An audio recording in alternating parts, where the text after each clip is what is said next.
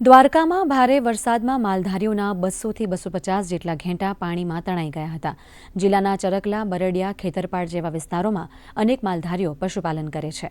વરસાદમાં તેમનું પશુધન તણાઈ જતા માલધારીઓએ પ્રાંત અધિકારી પાસે સહાયની માંગણી કરી હતી, તો પ્રાંત અધિકારીએ પણ તાત્કાલિક સર્વેની સૂચના આપી હતી।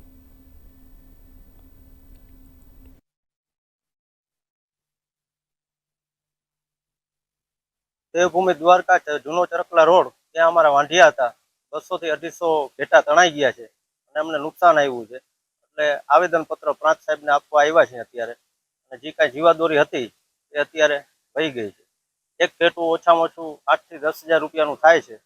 સરકારશ્રીને નમ્ર અપીલ છે કે વહેલી સહાય આપે અમને માલધારી સમાજ।